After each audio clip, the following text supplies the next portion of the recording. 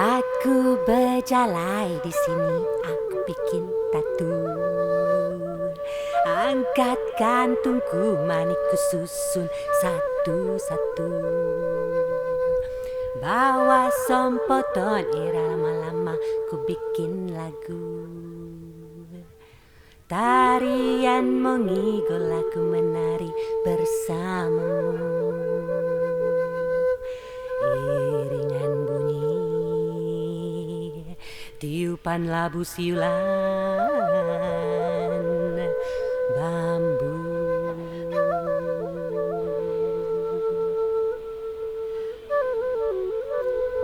Aku sini bikin tatu, manikku susun satu-satu. Onsoy,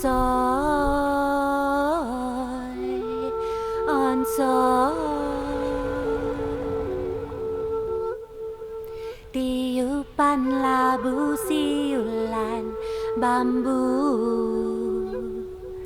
tarian lagu aranggoy.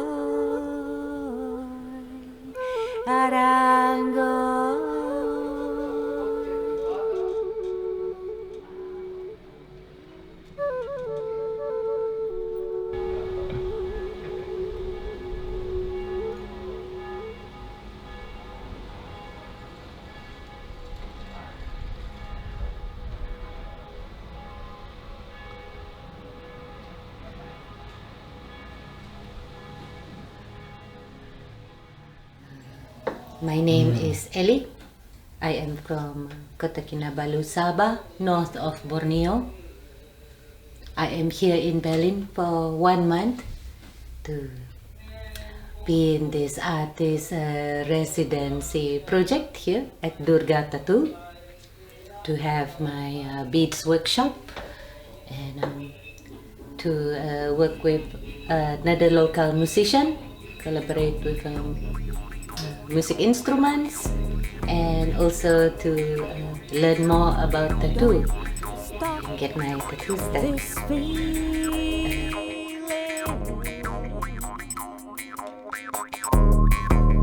We must stay strong.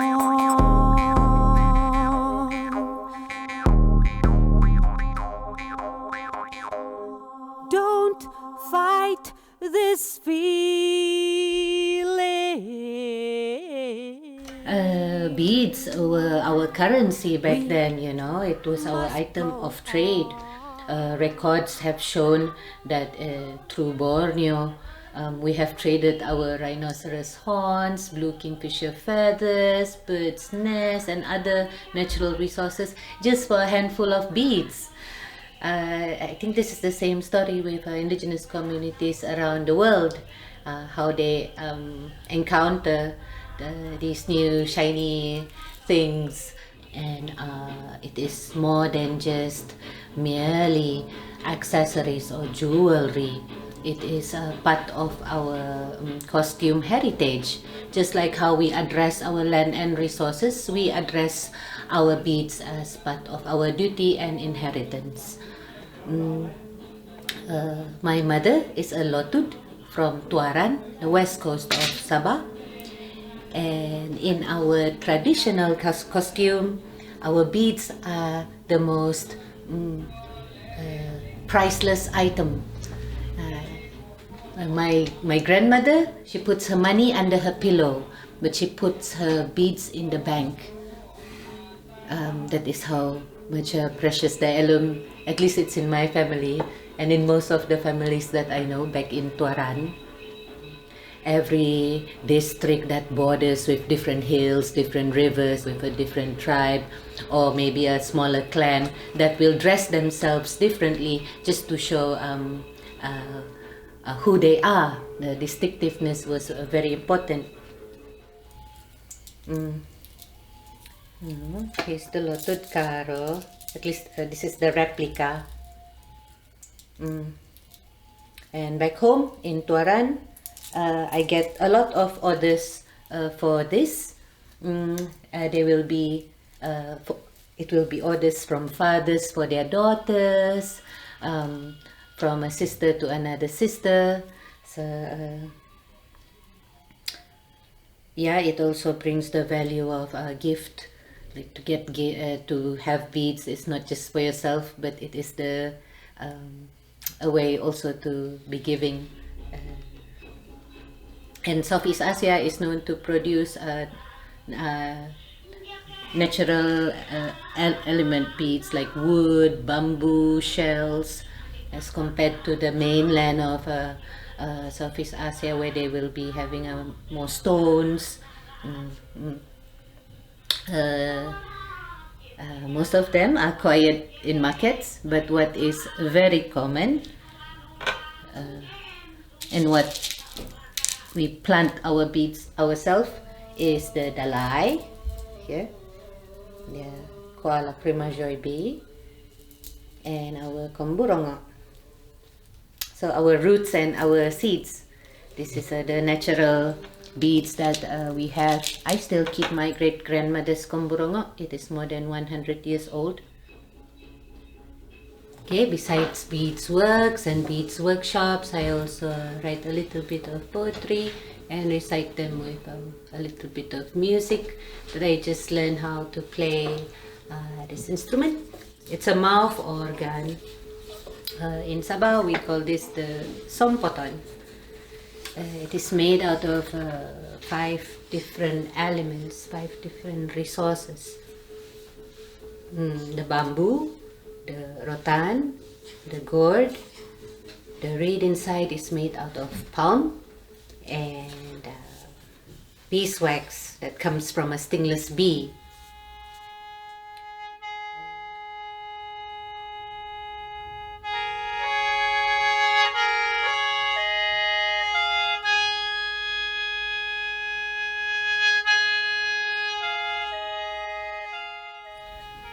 And the mouth organ is the most distinct music instrument for Southeast Asia, and it is the ancestor of the European harmonica. And this history that we share when artists and musicians travel and culture exchange, we can create new things.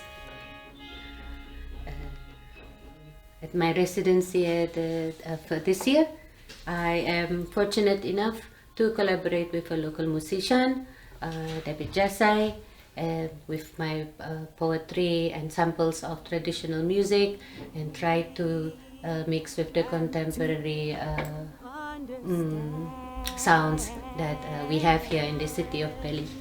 Why do we have to care? Why do we take a stand to promise and to swear to protect motherland, to take back our land?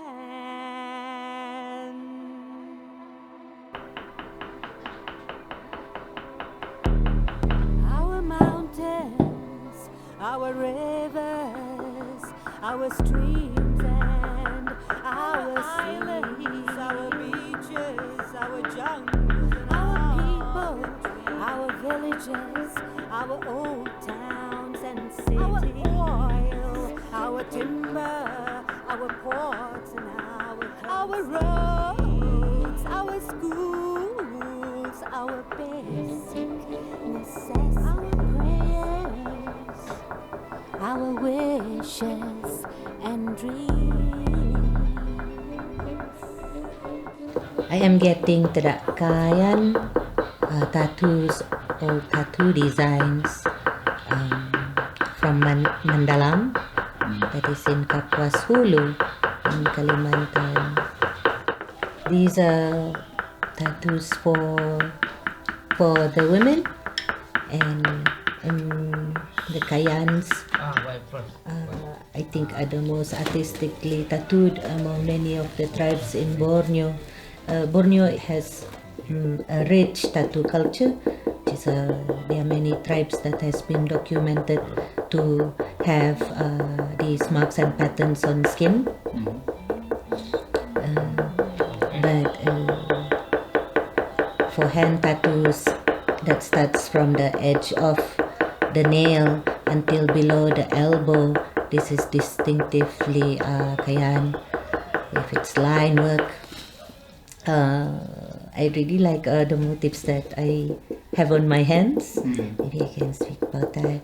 There is the full moon that looks like beads on my skin. The circles. Yeah, the circles, the full moon.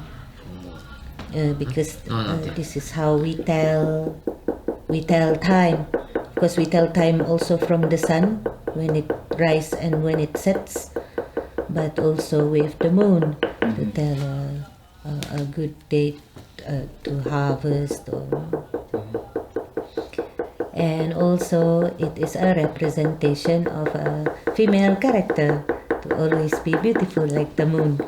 It is one of the sayings in the Kayan cosmology.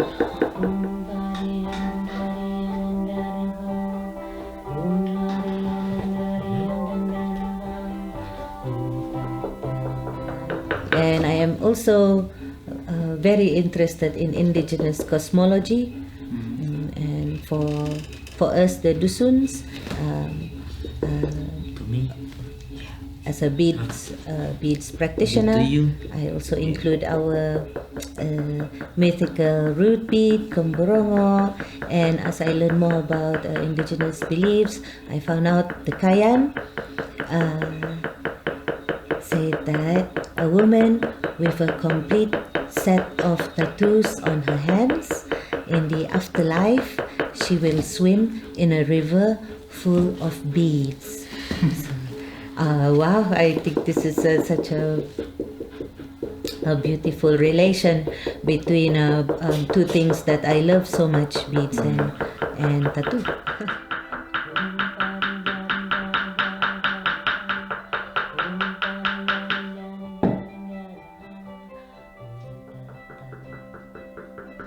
Yeah, and also this is a part of I am in the middle of my Berjalai journey, and What means Berjalai? Berjalai is to venture out of your own comfort village or venture out from your city, to go out and learn something new in a whole new place that is not familiar to you, because this is believed to strengthen the soul.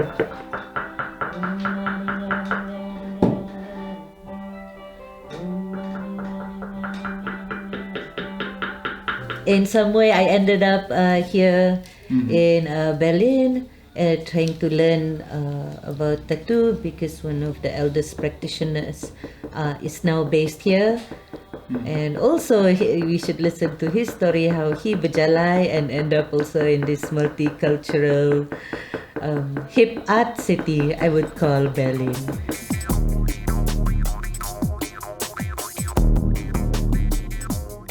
Hey, I'm Durga. Right now, I'm here, live in Hulu Kreuzberg, from Indonesia. Enak kan? Nanti kita makan makanan ini Jogja, makanan Jawa. Kalau 24 jam bisa makan di jalan, di trotoar. Bagus ya? Bagus. Dan murah. 12 years ago, 12 or 13 years ago, it was the beginning of a new chapter in my life. Transform from graphic designer, art director, and then become a tattoo artist. So, and somehow I already attracted to many traditional culture when I still live in Indonesia. And then at that time I live in overseas in California. That's the beginning of where I learned the modern tattooing. But also at the same time I already decided to focus on traditional tribal tattoo only, since I know nobody's doing that in Indonesia, and then that is become my focus since about more than 1 decade, learning and focusing about Mentawai tattoos and Borneo tattoos. Especially, I'm very interested and attracted to the how detailed the Kayan and Kenya tattoos. Learning is the reason. Learning directly in the fields, and take and give is also the way to learn. So for the Mentawai and also for the Borneos, tattoo is very important until afterlife. Even though I am not Kayan, but I am very interested in indigenous cosmology, where I find that we share a lot of things in thinking in common, to think of more holistically, to think of more. So, in Dusun cosmology, our mythical bead, the Komborongo, is the bringing back of the lost souls.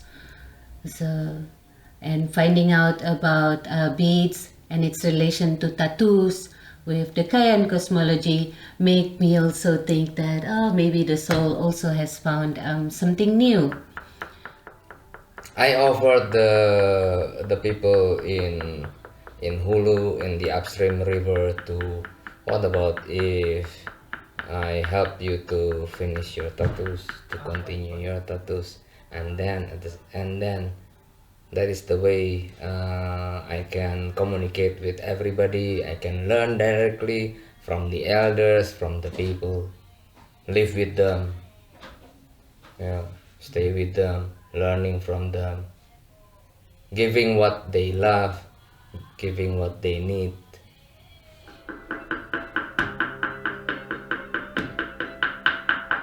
I was back in the Kayan village in Mandalam 4 months ago to share about my work with beads and music, and also introducing to them again hand tap tattoo, because in Kayan Mandalam there are no more tattoo artists, and there are no more old tattoo patterns that can be seen on the younger generation. The youngest woman that was tattooed in the village was an elder, and she is 66 years old. And when asked why did this practice stop, they have the same tattoos like me. They will have and even more on their feet, and some on their thighs to their knees. And they look very beautiful, and I asked why this practice is not being done anymore. The answer is pain. They say it was very painful, so I guess to go through pain is unnecessary today. But why it was back then, that's maybe a different lifestyle. And then secondly, because of the changing lifestyle that was that went on a big drastic change for the past 2 generations, comparing the generation of the grandmother and her grandchild, where we have a new religion coming in and tattoos are considered taboo, where we have new government administration that does government schools with all official attires, and tattoos are considered taboo, and these are the factors why traditional tattoo is not being practiced anymore in Kayan Mandalam. Since it is one of the many art forms that I try to learn, So it was a sharing that I did in the village, and and I would like to get tattooed, but since there are no tattoo artists in the village, and I found out that there is also no tattoo artist in the rest of the Kayan country. For there is a customary way of a woman must be tattooed by a woman in Kayan culture back then, but that was when maybe the practice was still alive. In today's context, when we talk about the extinct tradition, to find tattoo artists who specialize or who knows about the history and meaning of such designs, there are very few, and they are all men. Why me? Why not Borneo tattoo artist? Huh? Female tattoo artist. Not female tattoo artist, and why not Borneo tattoo artist? I'm a stranger. Yeah. My parents from Java. Yeah. I was born in Jakarta until high school. I'm a big city boy. Yeah. I see this as a beginning of a revival because there is no option for me to find a woman tattoo artist that can do such work that he can. And I think art transverse gender. There is, especially in critically endangered, losing art forms.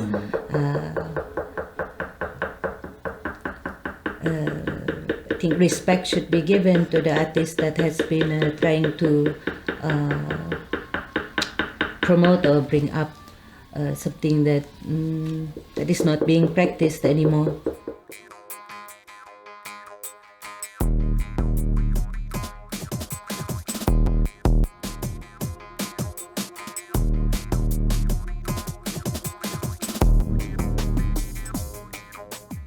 You draw it, you make poster about drew it. It's in your head. I try to Yeah. draw again Yeah. from old documents from the Dutch. I try to redraw again, combining with what I learned with anatomy drawing, so make it looks more nice, artistically. And then I think, now you're the youngest, who has Tedak Kayan. I think. Yeah, maybe somebody else wants. I will be so happy if somebody would want to have Yeah. Kayan back home. And as a female tattoo artist, I would like to also look for other ladies that would like to join this project Yeah, I think to I put all patterns on skin. we hope coming more girls want to get Tedak Kayan, and Yeah, make yeah. Tedak Kayan. Yeah.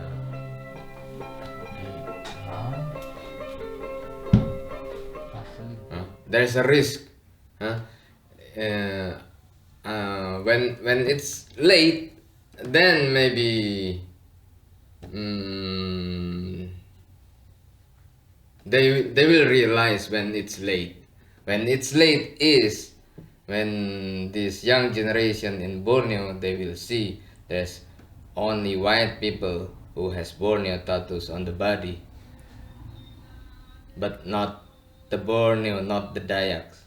And what they can do, they just complaining and keep complaining on social media, but they're doing nothing to do something. Yeah, just get tattooed.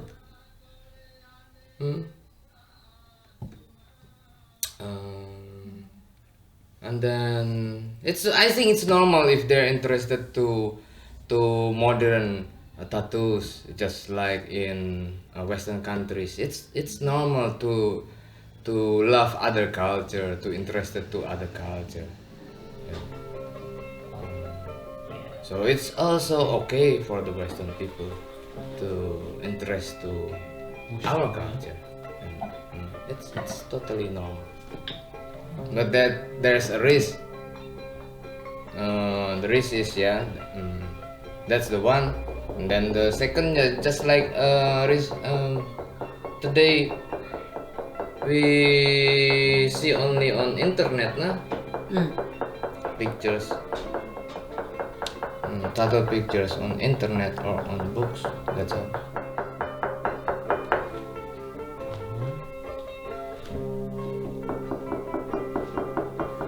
Yeah, I explain a lot to different people, non Dayak or non Mentawai people, and I explain to many European people who ask if it's possible to get that tattoo, or if it's right, or if it's appreciation Appropriation. or appropriation. Then I told them from my experience. I told them about my experience also, that these people, they are very humble and simple. They are very happy if there's a stranger who likes to get the same tattoo just like them. Then they feel they have the same feeling, same destiny. They feel very happy because their tradition really appreciated. And also for me, I told them the fact about what's happened recently in the last decades, that there are many changes. Not many people like to get tattooed anymore. The young generation, they have their own social problem. What they feel ashamed also, different kind of reasons. And then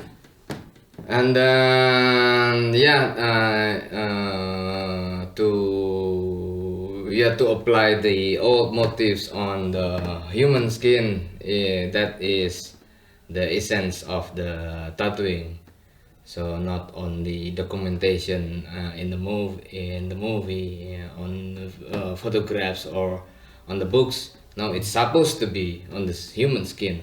And then for me, I told them that to give your skin, to decorate it with this original motif, is your biggest sacrifice.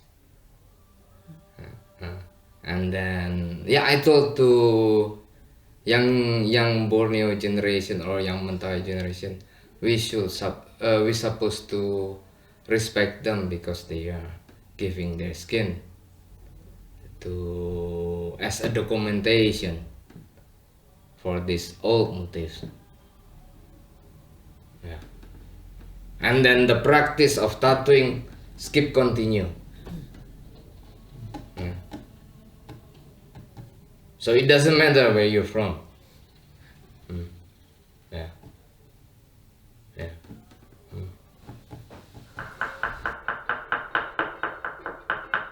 Talking about when we promote Borneo or Mentawai design, we also encourage to go visit the community. I mean, once you carry its name, its story, so the least you can do is maybe go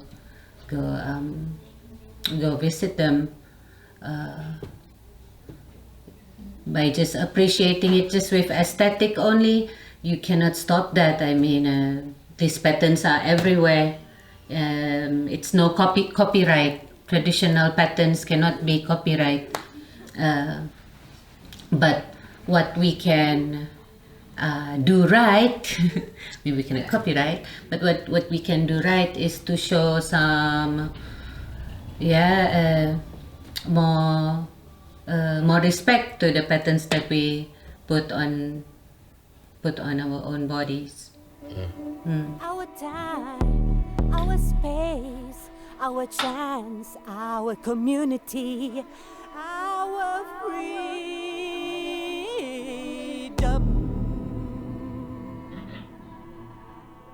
our voice,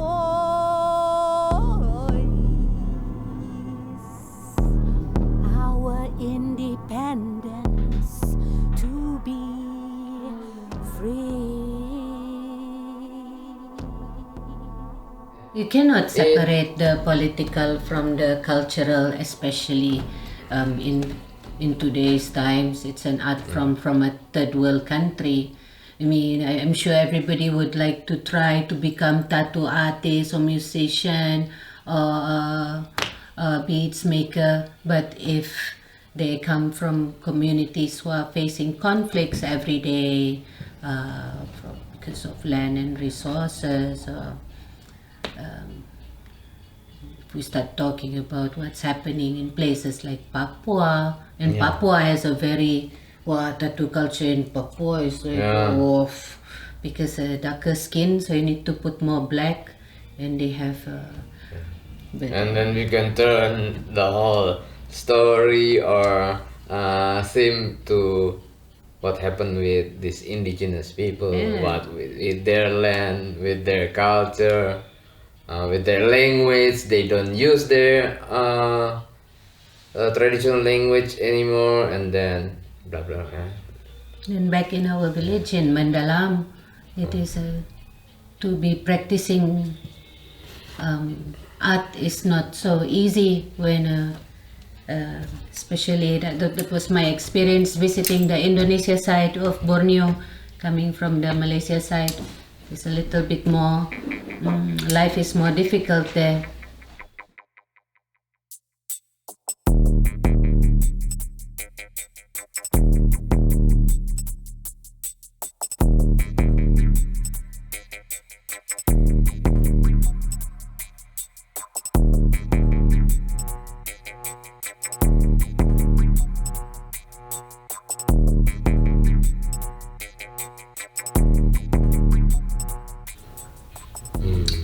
If it's being chanted many times again, like Borneo, tattoo, art, culture, and all these words, they will also bring about to other meanings that what you're trying to get around to the political side of things.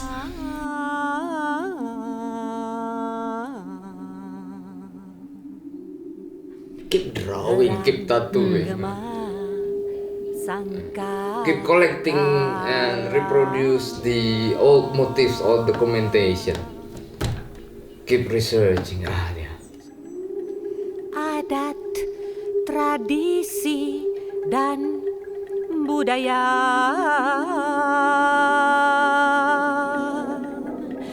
Jangan hilang, jangan lupa.